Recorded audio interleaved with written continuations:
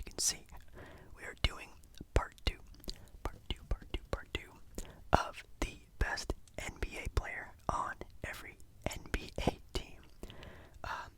If you haven't seen yesterday's video, was part one, doing the Eastern Conference teams first, and also, yes, I did do this sort of mini-series before, about 2 years ago, so it's been a while since I sort of went over this sort of list again, and I thought it'd be kind of cool to do it, so that's why I'm doing, the East and the Western Conference teams again, since it's been about 2 years since I've done it, so I thought you guys really enjoy it, and also you guys really came in with the likes last video, so I am doing a written one. I will be chewing gum about halfway through the video, because these videos are a little bit longer and I can't really chew gum for 40 minutes straight, so about halfway I'll do some gum chewing and different things like that, some nice little writing sounds for you guys, and yeah, if you like the video, make sure you like the video, subscribe, almost at 5k, and that's all I really have to say, so let's sort of jump right into today's or tonight's video.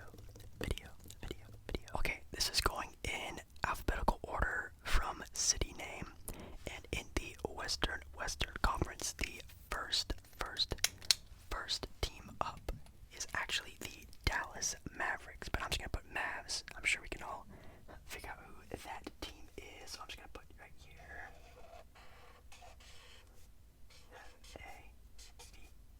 A-V-S.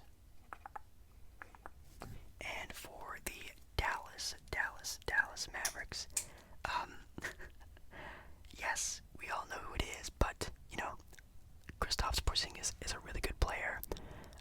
That team definitely has a very bright future with him, but I'm pretty sure we can all sort of agree on that there is a kid there, and I mean a kid, dude just turned 21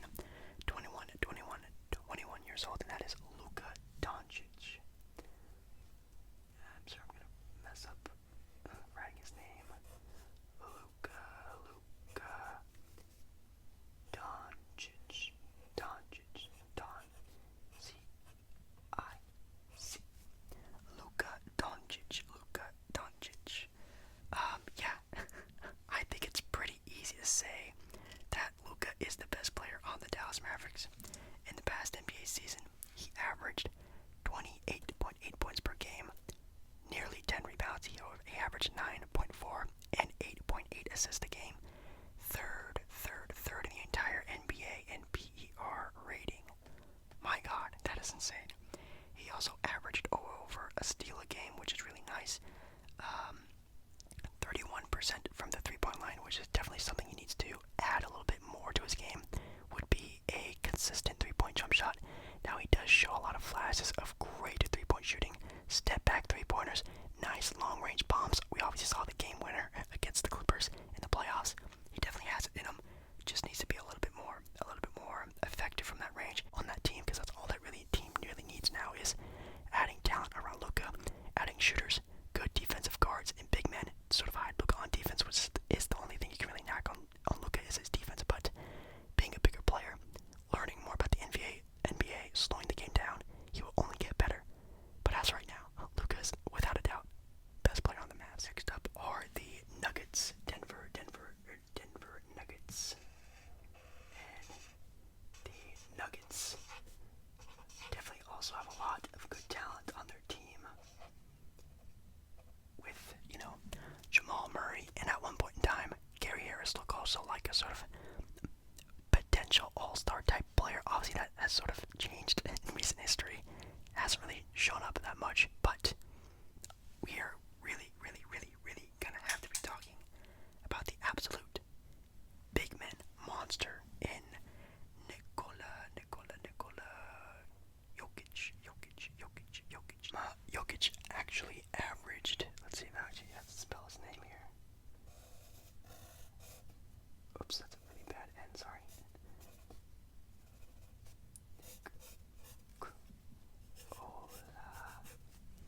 Is that how you spell it? Yes, it is, thank God. Nikola Jokic, he averaged many assists. Many assists. Arguably, maybe already the best passing big man of all time in the NBA, very arguably. He averaged average 7 assists, which is 13th in the entire NBA, probably first in big men, I'm assuming. 9.7 rebounds and 20 points per game. 9th in the entire NBA in PER. Absolutely crazy. One thing I really do like to check up on Jokic is his three-point shooting, which is something that is very impressive to me. Being a nearly 30, well, he averaged 31% last season, but career average is nearly 34% from the three-point line, which is so beautiful from a big man in today's NBA. He also shot 81% from the free throw line, which is even better, more impressive. Also averaged over a steal. But, again, things you can knack on him. Defense. He is a pretty average rim protector. He doesn't even average a block a game. He does have a very big body, which definitely is troublesome for other sort of big men to sort of score on him. But as for blocking shots, hustle, things like that, are some of the ways he sort of lacks. Nikola Jokic always touches the ball, creates some sort of pick and roll action, outlet passes, just really good kickouts to three-point shooters that they have out there, like Jamal, Michael Porter Jr., Gary Harris, players like that who are good, three-point shooters, especially Paul Millsap on the wing there. That's very important, so he can do it all. Again, you can knock on him for defense, but in today's NBA, offense is defense. So as long as he keeps putting on the pressure on offense like he does, being the best passer in the NBA for bigs, and also just being a total animal on the offensive end as well, I don't think this is very much of an argument for it not being Jokic for the best player on the Nuggets. Next up on the list here is a very, very, very, very exciting team going into next season. Obviously, with a healthier roster, are the Golden State Warriors. Golden State Warriors. Hopefully, I can fit this name on there.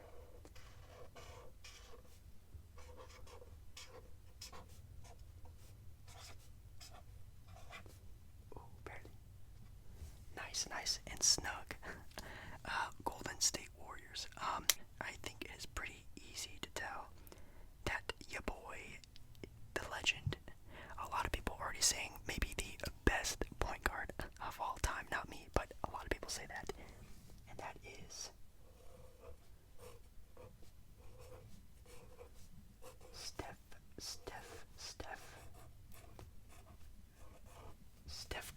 Stephen Curry, same thing.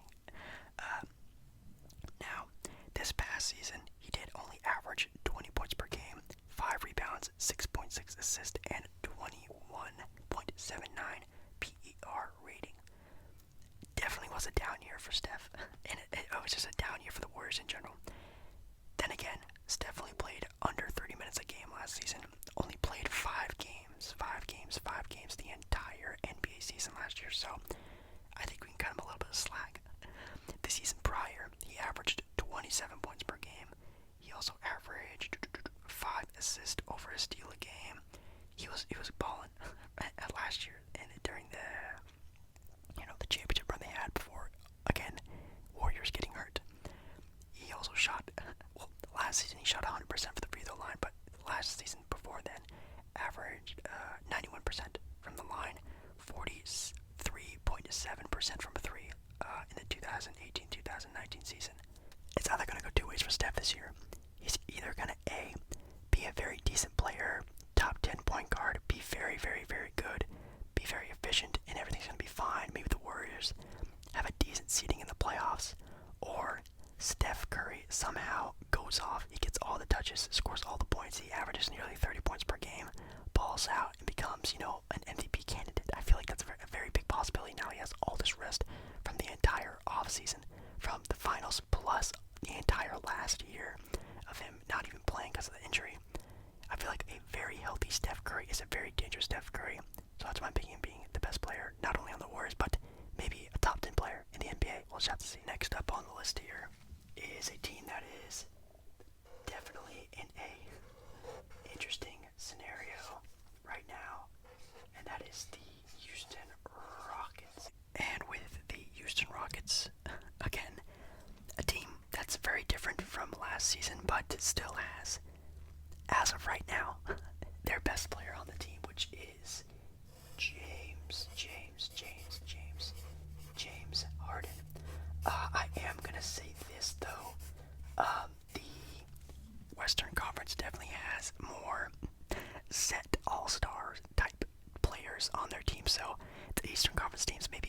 surprising of picks, but I think the West definitely has obviously the loaded teams with high talent, sort of NBA stars than the East. No offense to the Eastern Conference teams, but these aren't going to be very, oh my god, crazy picks that are totally different. You feel me? So, with James Harden being my pick, like I just said, as I'm recording this video, he is currently on the team. Maybe if you're watching this a couple weeks, couple months, maybe even a couple days in advance, it could be a totally different story. But James Harden last season averaged 34 points per game. Yes, led the league in scoring, 6 rebounds, 7.5 assists, which was top 10 in the NBA, and second in PER, which is absolutely insane. I don't think any player, maybe in NBA history, has been more used than James Harden has been in Mike D'Antoni's offense. He shot 35.5% from the three, shooting 4 to 12 a game. My God, super crazy. 86.5% from the free throw line. Also averaged nearly 2 steals a game and a block a game. So definitely get a knack for his defense, but he plays the passing lane very well, and he's a very smart player. Just hustle-wise, you're not gonna get it every single time down the court, that's for sure. I love me some James Harden. I think he's a top 10 talent. I really hope that, he can either A, figure it out in Houston with the team they have, or B, hopefully gets a trade to maybe a team that's not going to be a super stacked three-headed monster like with them, the Nets. So I love Harden. Pretty obvious he's the best player on the Houston Rockets. Up next, we have the Los Angeles Clippers. Obviously, the LA Clippers are definitely a very exciting team going into next season, having some sort of a retooling, losing some very key players. K-A-W-H-I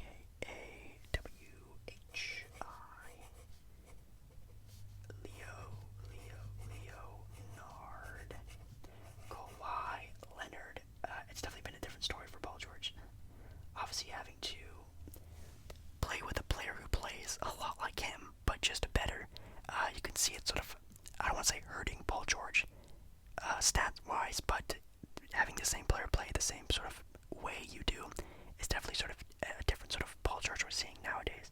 But yeah, Kawhi, no doubt about it, best player on the team, maybe the best perimeter defender in the entire league, can shoot the three, very reliable player in clutch time as well. I have a lot of trust in Kawhi that this season will be a lot different for the Clippers than last season. Whether that's an NBA championship or even just being better overall as a team in the playoffs. I have a lot of respect for Kawhi and what he's doing. He averaged 27 points per game, 7 rebounds and 5 assists last season, 6th in PER rating. That's pretty crazy.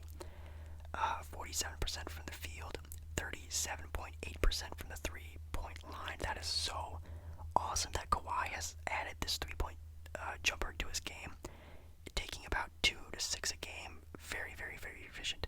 88% from the free throw line as well. It seems like he keeps getting better and better every year at that free throw line game. It's absolutely beautiful for how at least physical he plays. Also averaged nearly 2 steals a game and nearly a block a game as well. This man is going to give it to you on offense, defense, guards the best team's best player. Can go and drop at 35 on them as well. So Kawhi is one of the most gifted all-around players in the NBA. Now, obviously there's not really a question on either him or Paul George being the best player on the team. Paul George can definitely have his nights where he could probably be, hot and could definitely get going, but I think we can all sort of agree that Kawhi is the best player on the Clippers. Like I said, these Western Conference teams, guys, are just so, it's very easy to pick. So I'm just trying to give out some maybe here, maybe there info, but come on, Kawhi Leonard is going to be very good this year, definitely. Next up, we have the Los Angeles Lakers. And again, a team very much like the Clippers are kind of revamped and are ready to make another really big splash in the NBA. Obviously coming off a championship run, winning the NBA title. Still seems like they're getting better with Wesley Matthews, Montrezl Harrell, and Dennis Schroeder. Definitely big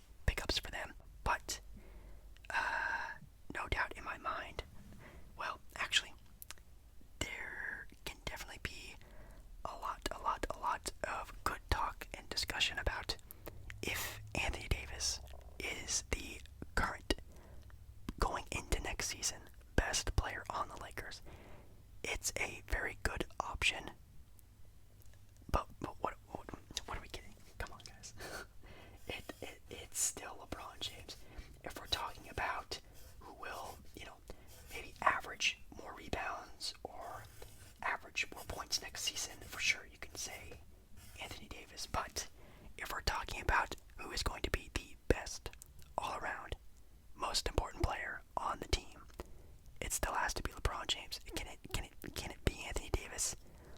I mean, maybe, but that would have to be like a very down year for LeBron, which I don't necessarily see happening. So I'm gonna say LeBron James. LeBron James at age 35 last season averaged 25 points per game, nearly 8 rebounds and 10 assists. Yes, first in the league in assist, 25 rating in PER. That is 7th in the entire NBA. Again, at 35. He also averaged 49% from the field. My God, super crazy. At the three-point line, nearly 35%, which is definitely a new thing he's added to his game, taking nearly 2 to about 6.5 threes a game. Beautiful. Now, another down thing about LeBron, 69% from the free throw line.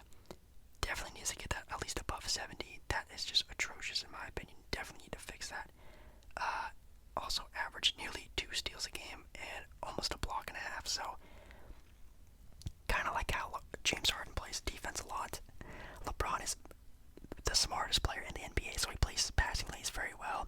He knows where to pick his spots and things like that. So he definitely gets his numbers in assistant defense, steals, and defense. But we all know when LeBron in the game is on the line, LeBron turns it up, and we finally start seeing, my God, LeBron is still arguably the best player in the NBA. God, I still think LeBron's going to be at least the best player, the most important player. He's going to control the Lakers again next season.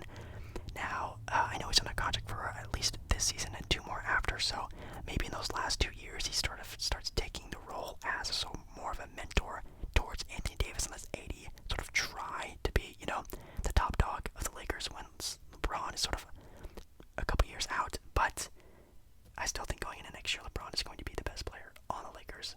Maybe Anthony Davis, but definitely as of right now. Next up on the list are the Memphis Grizzlies. I am just going to put Grizz. Hopefully you guys don't hate me enough, Memphis Grizzly fans, but I'm just going to put the Grizz. I don't know if you guys ever call the Grizzlies the Grizz, but for sake of space, actually, I'm just going to put the whole name down. Whatever. L-I-E-S. Very, very tiny writing because I need to fit this player's name in there. We're going with a player who, again, kind of like all these other guys, are very, very, very, very, very, not very arguable. But I know for a fact that Jaren is definitely on his way at being a very good player himself, and I love Jaren, and he's definitely, again, a very good sort of all-around big man, but the absolute best player on that team, in my opinion, still is Ja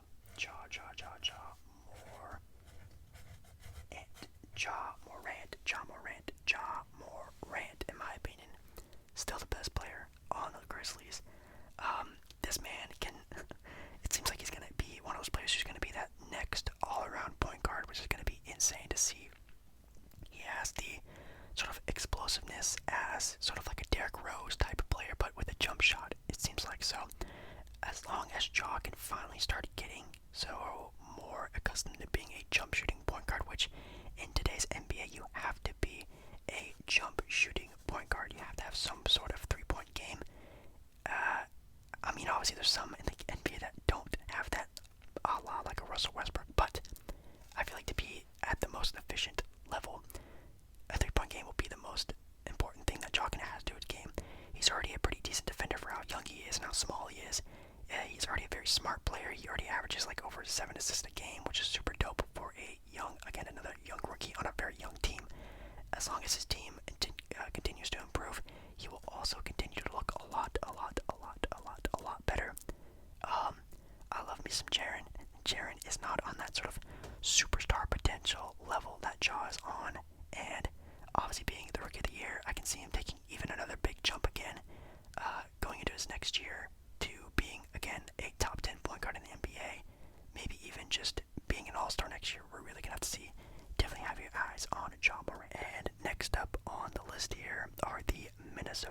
Minnesota Timberwolves, which we're just gonna put on here, the T-Wolves. T-Wolves. L-V-A-S. The Minnesota T-Wolves. And, man, I don't know if I'm gonna be able to fit this player's name on here. I might just put his abbreviations, honestly, but Karl Anthony Towns. I'm just gonna put a cat, just to save me some space, I guess, because I don't think I'll be able to fit on there. But my boy Karl Anthony Towns is just an absolute monster of a player, and I feel like, honestly, does not really get the recognition that he really deserves, being such a dominant big man in the NBA. Sure, he kind of has that sort of thing that a lot of players have, that if they're not on a winning team, it doesn't really matter, and it's just stat padding, things like that. But don't get me wrong, I feel like if Karl Anthony Towns was on a relevant team, I think he would be getting, all-star, this, that, and the other, all-NBA team type of sort of recognition, and hopefully with, Anthony Edwards, D'Angelo Russell, the sort of young cast of guys sort of start developing very well and start clicking, then I think we'll finally get able to see some big time play time of Karl Anthony Towns. He's one of the players in the league right now who is a master at almost everything. The only thing you could really nag on Karl Anthony Towns is just maybe his motor, his hustle. How good does he really want to be? He's also obviously not really a player who can really elevate everyone else. The Minnesota Timberwolves last season were 19-45, so definitely did not seem like they were going really anywhere super far in the NBA, it seems like. But definitely, like I just said, finally getting a co-star for Karl Anthony Towns. No offense to Andrew Wiggins. The dude averaged 26.5, 10.8, and 4 assists. So the stat line is there. 26 rating in PER. The dude can shoot a 3 as well. He averaged 41% from the free throw line. 3-point line. But he took 3 to 8 a game at 40% for a big man. That's just stupid. That's so crazy. 80% from the free throw line. Nearly 1.5 blocks. Nearly a steal. It seems like he can do it all, and he keeps getting better and better every year. I have a lot of promise for Karl Anthony Towns, at least going into this next season, being finally all-star, all-NBA type player, and I'm very excited to see that. Next up on the list, we have the New Orleans Pelicans, New Orleans Pelicans. Let's take a look here. That's a really bad E, sorry. The New Orleans Pelicans. And for the Pelicans, this is finally, maybe the first one, well, maybe besides the Lakers, is one where it is a actually very tough debate to talk about, because this team is full of good, raw, young talent, and when it comes to that, there's obviously a couple names you could throw out there. So I'm trying to fix this E. It's actually kind of bothering me. That's even worse. Anyways, we obviously have a all-star in Brandon Ingram, who obviously won Most Improved Player last year. Seems like a player who's going to blow up again, maybe even again next year, having a very good stat line. It's very, very, very possible, at least in my opinion. But also, Zion Williamson is on that team. And when even barely being able to play, it still seems like he was able to contribute so much. And I am very excited to see what else he can do. And I think even this next year, with a new head coach that maybe believes in him a little bit more, I am gonna have to put my boy Zion Williamson down for the best player on the New Orleans Pelicans.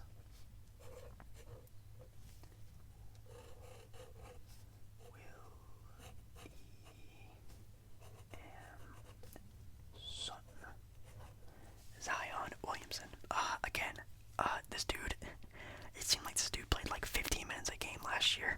but still averaged over 20 points, over a block a game. Definitely a very reliable three-point shooter. I can't really find anything really wrong with this game as of right now besides the health, which is the only thing you can really knock on wood for Zion. Is the health of Zion is very, very important to not only himself, but the entire franchise of the New Orleans Pelicans, because they are riding on Zion finally being their sort of savior type of player, and I feel like he can be. He seems like a guy who's very smart with the ball, can be a very good passer, definitely on the outlet, for sure, and continues to be, wowing me in his offensive game. An off the dribble type game would be very nice to see. Obviously, being the best player on the team, I would like to see him get sort of like, oh, you give Zion the ball, he can go get you a bucket. I don't think he has that right now. I think that's obviously where you have, Brandon Ingram. Maybe he has a little bit of the edge of maybe, oh, he's the best player because he can do that. But everything else, I feel like Zion is better at than Brandon Ingram. So if you're thinking, who will score more, I think Brandon Ingram, is the better scorer on the team, but everything else is Zion. And obviously with the potential of Zion, and hopefully, again, getting more playing time, this upcoming season, Zion is going to make another big jump. He's going to be an all-star, no doubt about it, definitely due to his popularity. But I think also just seeing him on the floor more will help him out a lot, and I have a lot of faith in him. The next team in alphabetical order are the Oklahoma City Thunder.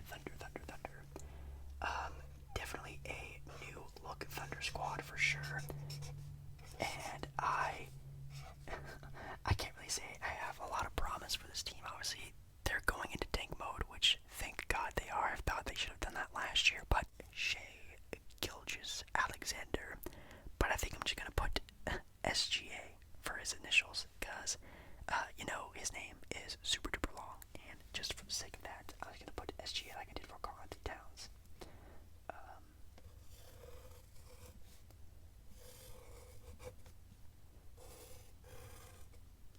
Shea is definitely going to make a big jump next season. Keep in mind of him being maybe the most improved player, only averaging 19 points per game last year, 5.9 rebounds, 3.3 assists.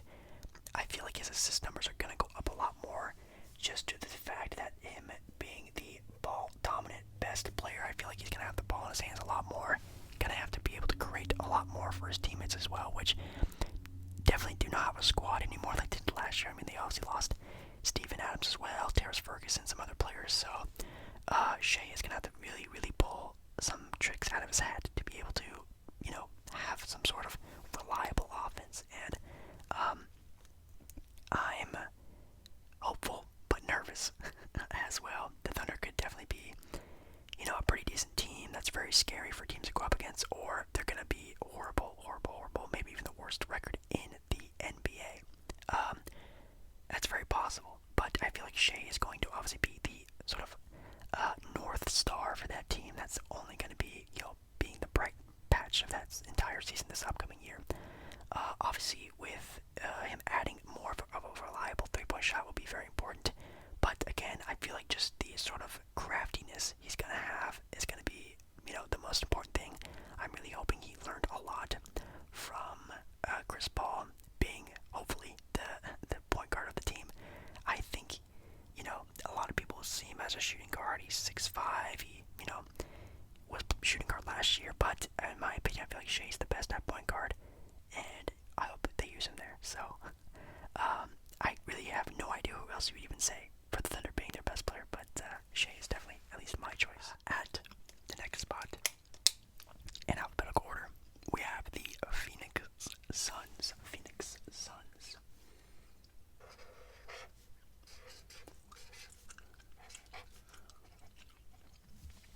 And with the Phoenix Suns, a very new cast on the Phoenix Suns. Basically a whole new team, but with some familiar faces as well. And with the Phoenix Suns, they are going to have maybe a three-headed monster. It really comes down to how well DeAndre Ayton can perform this next year. Definitely another player could be, most improved player for sure. They have Chris Paul now, who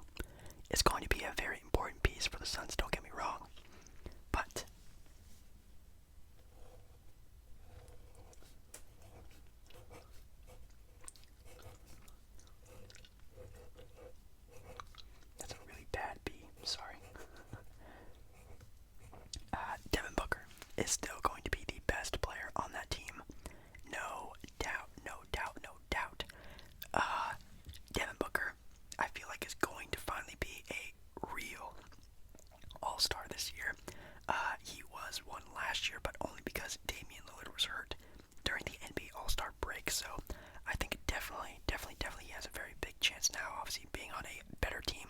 You know, usually if you're on a better team, you're more likely to be an all-star. He averaged 26 points per game last season, 4 rebounds, and 6.5 assists. Very, very, very good from Devin Booker. He definitely seems like, you know, people always say he's almost like the Kobe Bryant-esque type of player where this man is cold-blooded, can get a bucket anytime, anywhere, and I definitely see that for sure in Devin Booker. I know for a fact Devin Booker's going to average, you know, nearly 30 points per game again like he did this past year, but it's all down to wins this year for the Suns because they're getting a lot of hype, and that hype may, you know, burn them in the long run because a lot of teams looking at the Suns now being contenders. No one's going to take the Suns for granted anymore, and hopefully Devin Booker knows that. Hopefully he can rise to the occasion, and I do think he will. He is going to be the best player on the Suns and a very, very good all-star this upcoming year. Next up on the list are the Blazers. God, my bees are so bad today. I'm so sorry. I don't know why. And I'm also going to leave a little bit extra room because I really don't want to use another piece of paper for the next teams. But for the Portland Trail Blazers, again, a team that's not a very tough choice to think about when it comes to their best players.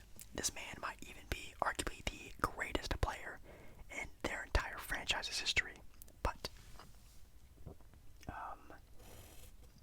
gonna have to go with my favorite player in the NBA, and Damian Lillard as the best player on Portland. I hope to God CJ can do something this year. I always see him being, you know, a 20-point per game scorer who can handle the ball very well, one of the best mid-range shooters in the NBA, but I feel like in order for the Blazers to be a very dominant team next year in the West, he is going to have to take another sort of step at being 22 point per game scorer, hopefully being a little bit more efficient, a little bit more reliable. That I really hope for from CJ. Yusuf Nurkic is, you know, knock on wood, 10,000 times for that boy. I love Yusuf Nurkic. In my opinion, he is, you know, a top 10 talent at the center position in the NBA. He's going to have a very good season this year, in my opinion. He looked extremely well in the bubble when he played, and even sometimes in the playoffs.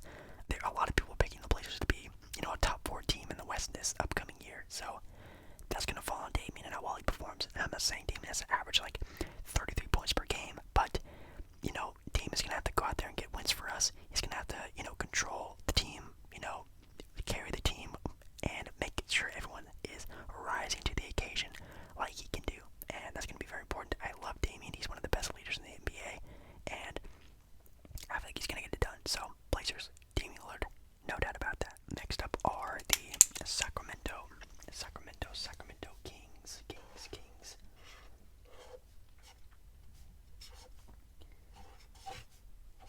And for the Sacramento Kings, again, not too hard to think about. None of them really compared to one of my favorite players to watch in the entire NBA, and that is I think it's capital A. I may be wrong. I think I am wrong, actually. Just ignore that. But De'Aaron Fox last year averaged 21 points per game, 4 rebounds, and nearly 7 assists. So he's definitely a player who is very well-rounded as well. Sort of like a Ja Morant type of player, but I feel like Ja is going to reach his potential, his peak, faster than De'Aaron will. I feel like De'Aaron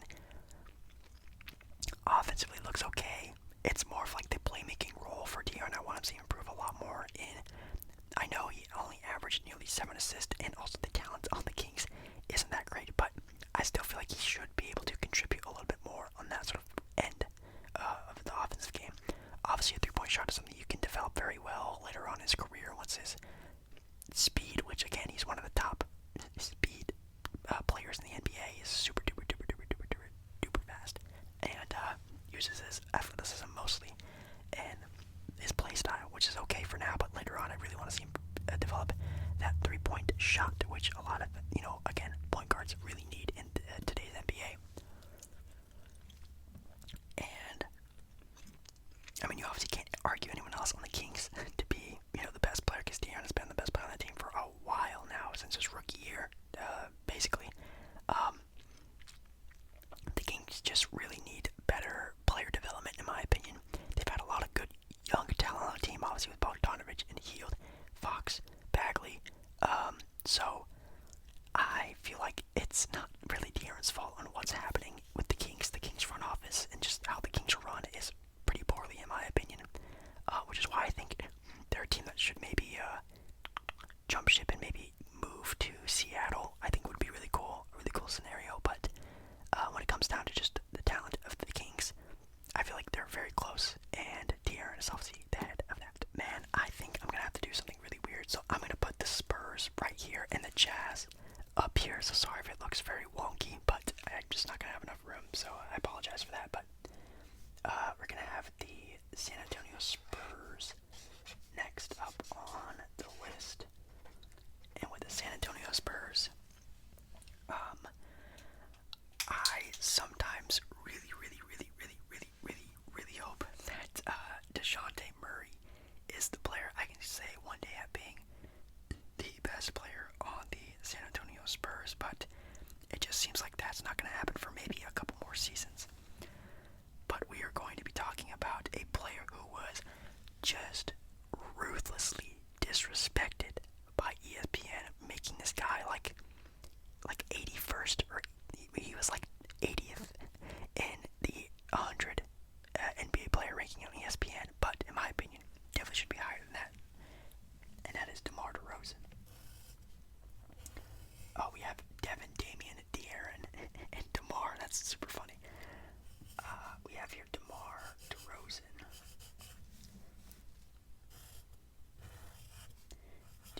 And that's capital R, I think, after this. C-A-N. Devin, Damian, De'Aaron, DeMar DeRozan. Last season he averaged 21 points per game, 5.5 rebounds, and 5.6 assists. Again, a very all-around player altogether, but not the greatest at everything.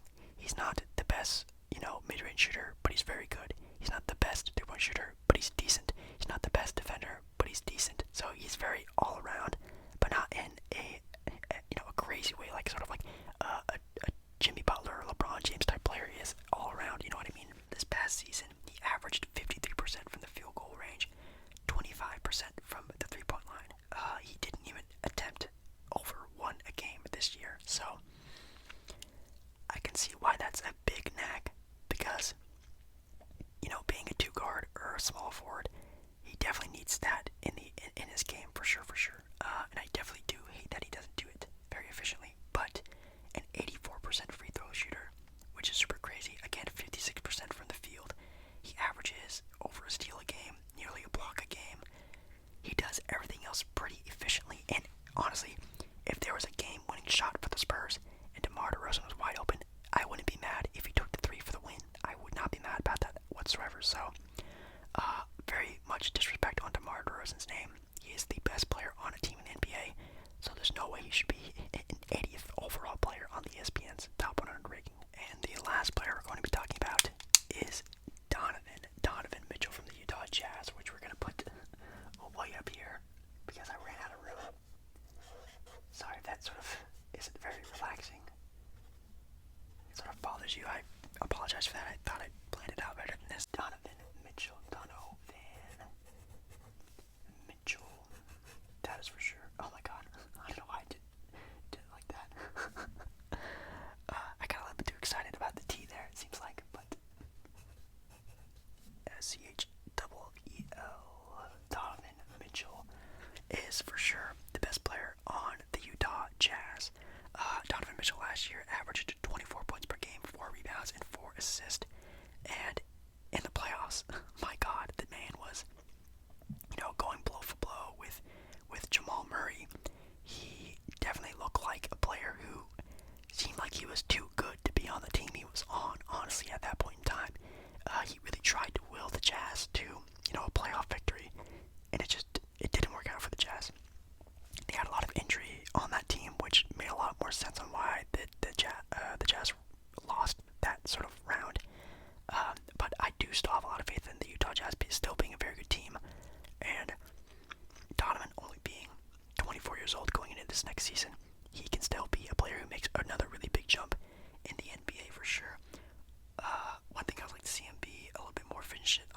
is the sort of, again, like a lot of these other sort of players, being able to carry their team to new heights. And that's something I really want to see, Donovan Mitchell be able to do, is sort of, instead of just like, oh, I'm going to go out here and score 50 points per game to win a playoff series, he needs to say, hey, I need to be better for my team in order to get wins. And I hope he, figures that out. Definitely, whether that's with ball movement, assist-wise, just being a better leader. I feel like that's something he really has to figure out, only being a 24-year-old, and I think he will. He shot 36% from the three-point line, 86% from the free throw line. Very efficient shooter, very efficient scorer, very good perimeter defender. All-around game, Donovan Mitchell is very good at. Maybe besides, again, being that sort of floor general type player, only being a 6'2", 6'1" shooting guard, it'll come with time for sure. So, thank you guys so much